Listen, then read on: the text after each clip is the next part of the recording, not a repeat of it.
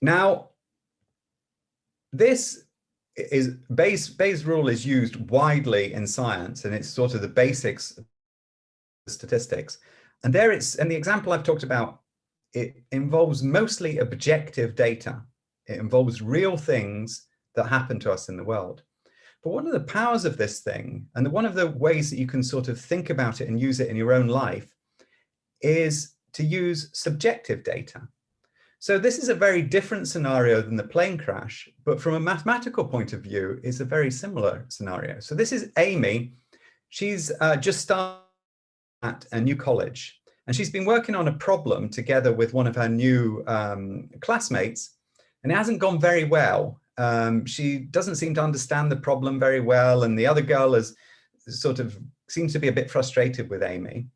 And then what happens is Amy goes off, it's her lunch break, and Amy's sitting in one of the toilet cubicles, and she's browsing on her phone, and she's minding her own business. And she hears this other girl, Rachel, and together with another girl.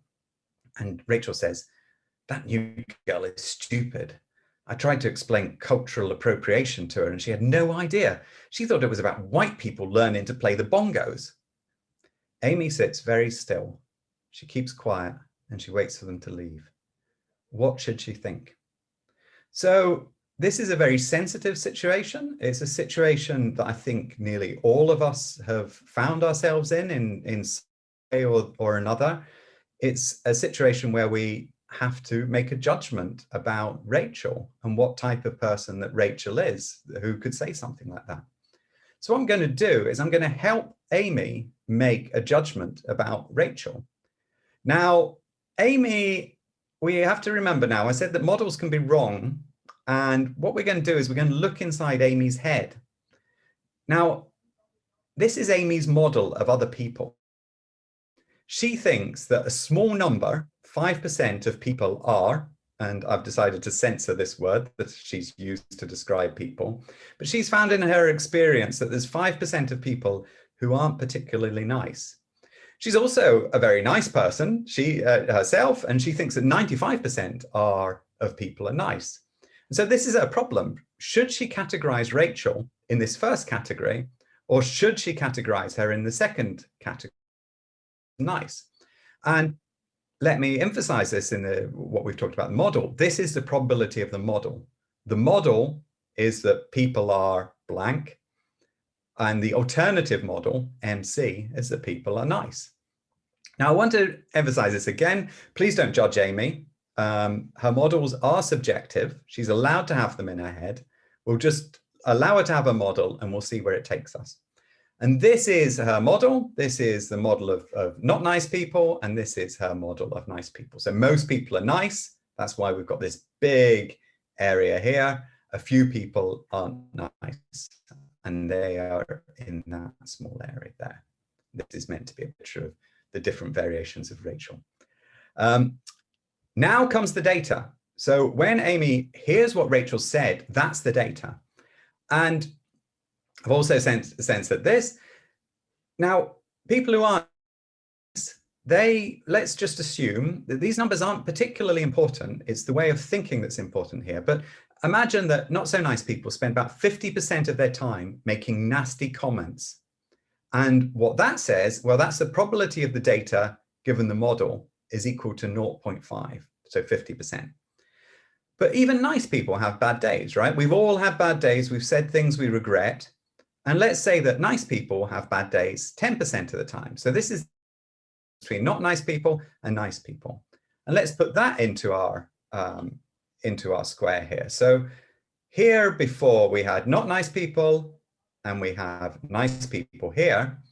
Now for the not nice people, these are the PM people, the model of not niceness, then we divided them in half. And this is half of the people who will make these nasty comments and half of the people who won't make these nasty comments. And in this area here, we divide it into 10%. This is the 10% of nice people who make a mistake. And this is the 90% of nice people who most of the time won't make a comment like this. Okay, so you've got this, because this is where we're going to get to the heart of Bayes' rule and the judgment equation. We've got we've broken down every different alternative that can occur in this scenario, all of the different possibilities. And this is where we're at. So we take this and we rotate this one around here. This is a scenario that Amy finds herself in. The comment was made, so she knows she's not in these two scenarios. So she's in one of these two scenarios, right? And we can look at the relative size of these two scenarios. This is the first scenario where the person isn't very nice and made a not very nice comment. This is where the person is nice, but also made the nasty comment by mistake. And it's the relative size of these two areas which is important. And notice that this one with the nice person has a bigger area in it than this one with the not nice person. And now we can do the maths. This is the Bayes rule. This is the area of the first one. It's 0.5 times 0.005. That's that part here, that times that. Oh, and then we put it's the area of this one divided by the area of them both. So this is the area of this part, this is the area of this part again, and this is the area of this part. So that gives us the probability that Rachel is not a nice person in Amy's head. And this is the key here. The probability that Rachel is around 1 in 5. So 0.21, 1 in 5. And this is that Amy should forgive Rachel for her indiscretion. Because it's not because like Amy's a nice person or she's always like being trodden on. It's just that the correct mathematical calculation followed on the assumptions that she made tells her that she should forgive her. And so by the end of the year, hopefully these two will just be laughing. If Amy follows the advice, of course, the mathematical advice, hopefully by the end of the year, they'll just be this whole situation. And I think, especially in these times, I think there's a larger point to be made here, because in these times, when people criticize each other for their opinions quite a lot, and there's a lot of sort of debate and hard words used against each other, it's really important to remember that imagining wrong models is part of good judgment. And my wife told me the other day that this is a sort of key thing in Buddhism, for example, that you should be able to think wrong things in your head. You should be able to think all sorts of things, and they don't define you. Thinking the wrong things don't define you as a person. But I do think what defines you as a person is how you act on the wrong things that you have in your head. And that, I think, is what Bayes' rule and the judgment equation help you do. It helps you find the way through all the thoughts that you have in your head. I'm going to give one last example, because this is one that I was very interested in personally. I use a lot of this also to think about the questions that come up in my life. And I have two teenage children. I think my daughter might be watching this. We'll see if she does. But what a big question in society is like screen time. So if kids are on their phones all the time, how does that affect their mental health? Now, what some researchers did is that they asked people about their mental well-being. They asked teenagers about their mental well-being on a scale of 0 to 100. And they asked them to fill in how they felt. Then they asked them how many hours they spent on their phone between 0 and 7. And they found this graph. And this was emphasized by Christine Carter, who's a researcher in Berkeley. And she showed, she argued using somebody else's research, that this shows a relationship that the more screen time you have, the worse you feel. But there's a key thing here that you have to realize. And I said that this is on a scale of 0 to 100. She's just shown a small part of this scale between 40 and 50.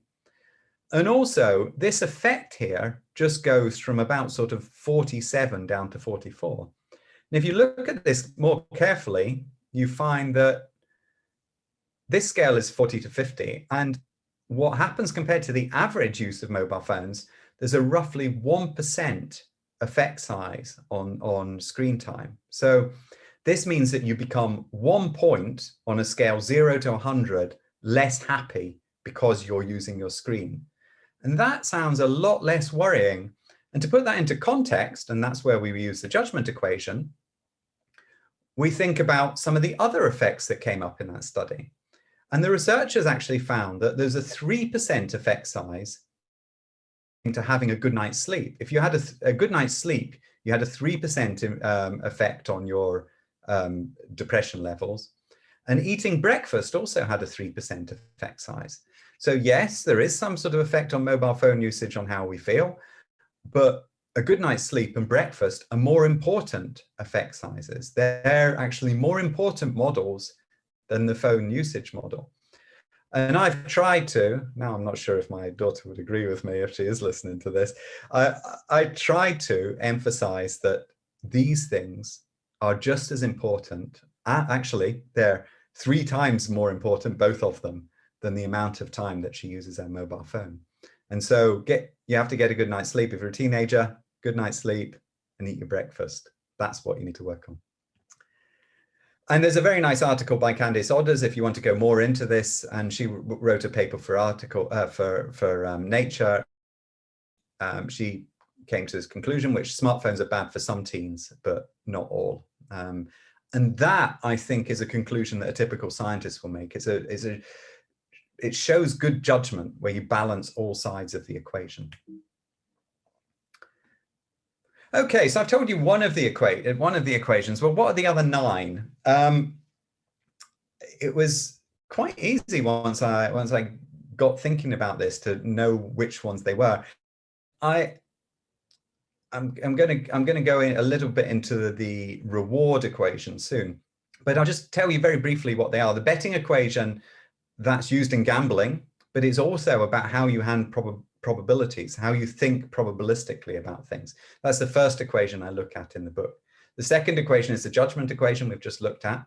Then the next equation is the confidence equation, which is about how much we use something called the interval in statistics to know how confident we should be about various conclusions. I actually use that to look, for example, at discrimination in society. How do you know that people are being discriminated against? Well, you can use these types of statistical tests based on the confidence equation. I go from like these big serious questions in society to the most trivial ones. I use it to think about whether you should stay in a relationship or a job that you might not be enjoying so much. So I look at that, and you basically use a star system and build up a confidence about that. Then I look at the skill equation that's related to football and how you evaluate football players, for example. Then I look at the influencer equation. That's an equation that Google use in order to understand what we're searching about and to decide who are influencers and who aren't. I look at the market equation, that's finance. I do an example of how you can decide to buy a pair of headphones based on the market equation. So I put it to good use. It's used in finance to just sort of cream all sorts of money off for the richest people, but you can also use it to decide what headphones you should buy. Then there's the advertising equation that's used by Facebook to target people and also sort of to categorize people in different ways. The reward equation I'm going to talk about in a bit. The learning equation is used for, I'm also going to say something about that, so I'll come back to that. And here's the maths as well. So here's the symbols which represent those two things. And in the book, you'll find that there's a nice, I tried to explain what all of these symbols mean in terms of the different things that they provide and the examples you can use them for. Now, the reward equation. So I said I'd give one more example. I'll go into some detail. This one I like a lot. I actually did something on more or less about this one, but I'll go through it with you. And here's the scenario. So imagine you're lying on the couch, rewarding yourself by binging on TV. You start watching a Netflix series. The first episode is brilliant, as they always are. The second's okay. The third is slightly better. The question is, how long should you keep watching before you give up? Okay, so that's our problem. And that's a problem, I think, certainly during the Corona times, it's a problem that all of us have been experiencing. And I'm going to give you an algorithm based on the reward equation for solving this problem. First thing you do is you rank the first episode out of 10, okay? This is called your tracking variable. It's QT, we call it. So Q is quality, T is an index of time. So you keep that in your head.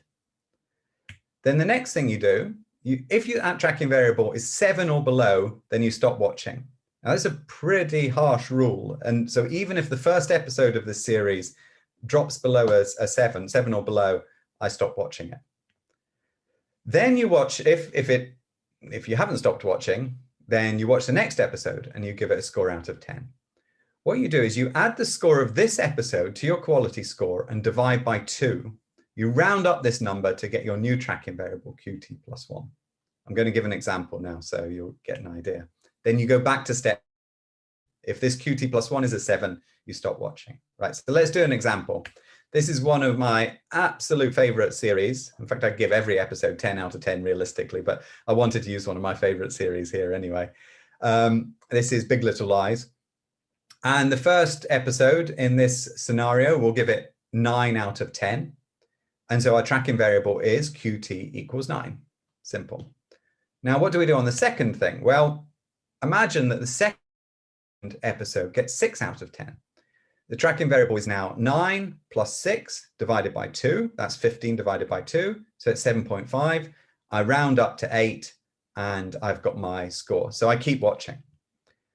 Then next time, then I'm up at 9. 9 out of 10. Tracking variable is now 8 plus 9 divided by 2, 8.5, and it's rounded up to 9. On the fourth episode, it might go down a bit, but this is the whole point, that a good show will survive a 6.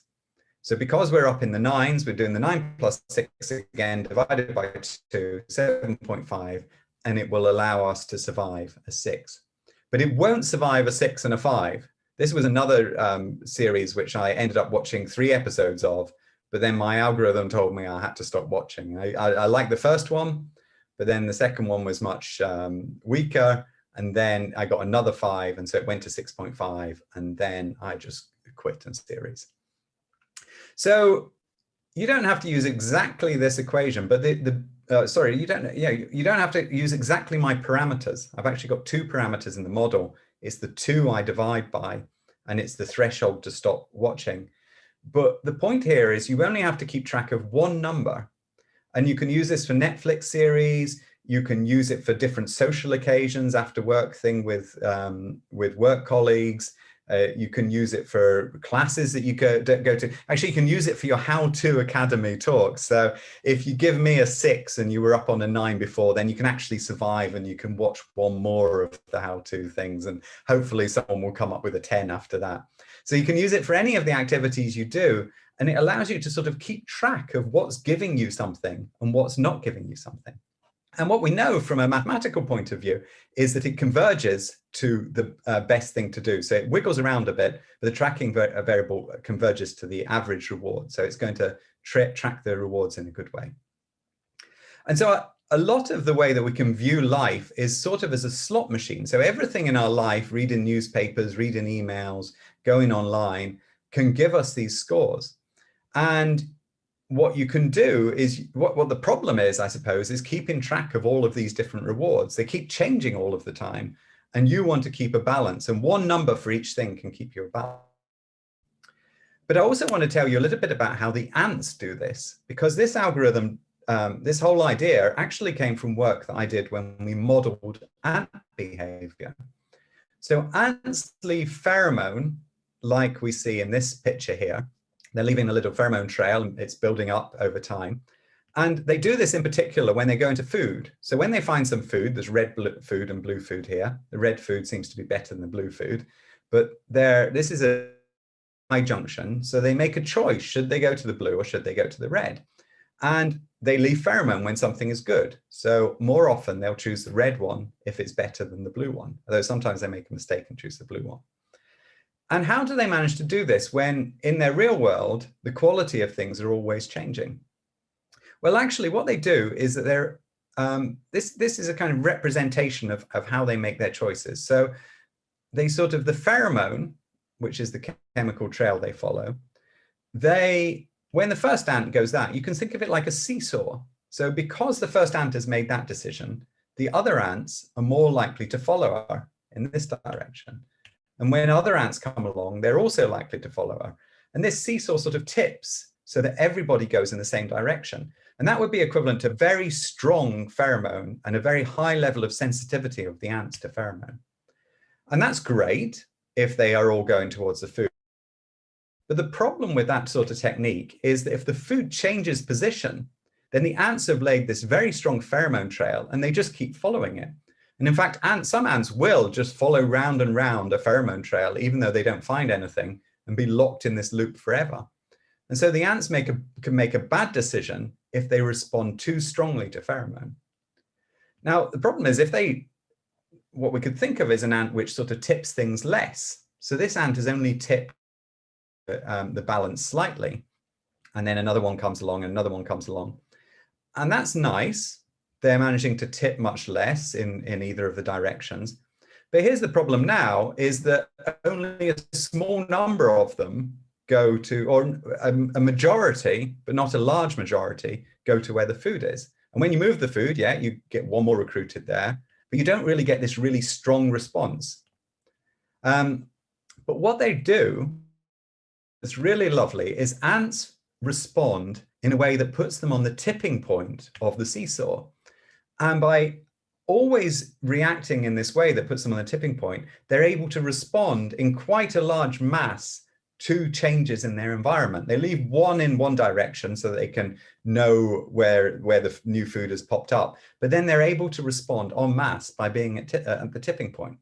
Now, I'm not going to go into all the mathematics behind this, but there's a theory called bifurcation theory, which allows us to set up our reward equations and solve them. And when we solve these equations describe both ant foraging, they describe seesaws, and they describe slot machines.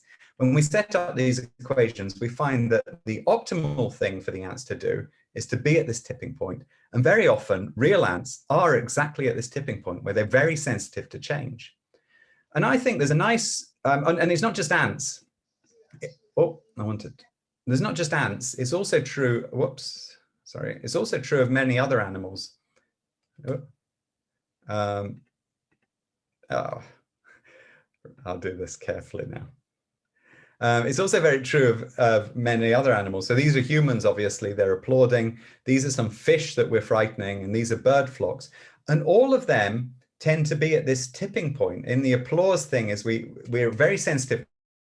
Person starting to applaud, we all start to applaud. The fish is that when a few of them escape from a predator, they all turn away. And in the birds, it's the same. They're all very responsive. And I think that this is like a collective fear of missing out. So it's called, we use the term FOMO quite a lot. It's a collective fear of missing out. We always want to be with the group and respond to the group.